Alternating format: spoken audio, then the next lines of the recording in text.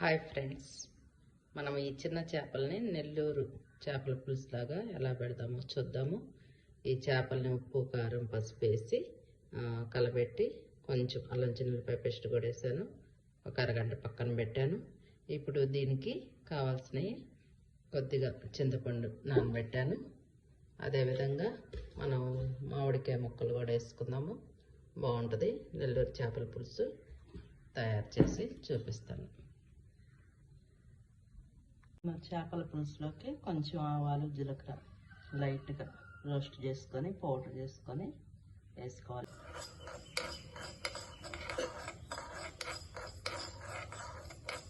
మనం ఆవాలు జీలకర్ర పౌడర్ చేసుకోవాలి.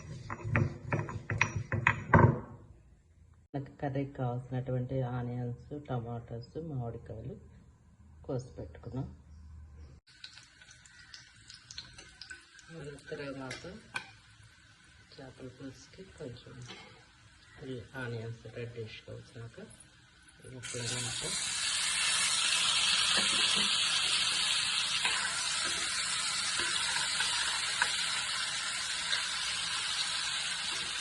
అదేవిధంగా మనం ముందే తీసి పెట్టుకున్నాం చింతపండు గుద్దినాక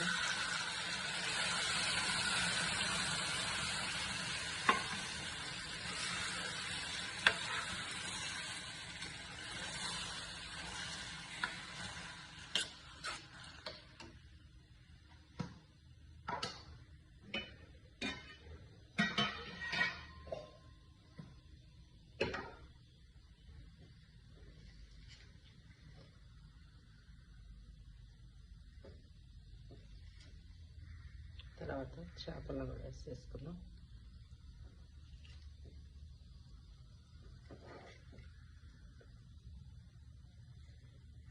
ముందే ఉప్పు కారము అవి వేసి పెట్టాం కాబట్టి ఒకసారి చెక్ చేసుకొని కావాలంటే కొంచెం కొంచెం మళ్ళీ పెంచుకుందాం. లాస్ట్లో మనం పౌడర్ చేసుకుని ఆ పౌడర్ వేసి దింపేసుకోవటమే. ఈ నెల్లూరు మామిడికాయ చేపల పులుసు రెడీ అవుతుంది. మరోసారి చూద్దాం.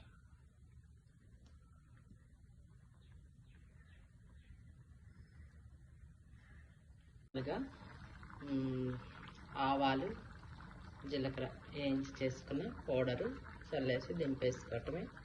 అయిపోయింది మన చేపల పులుసు.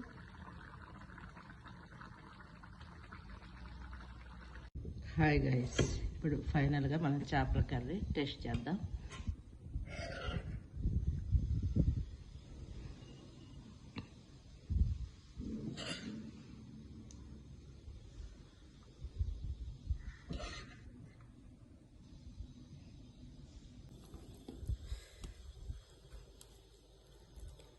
చేప కూడా ఒకటే మళ్ళీ ఉంది, చాలా బాగుంది.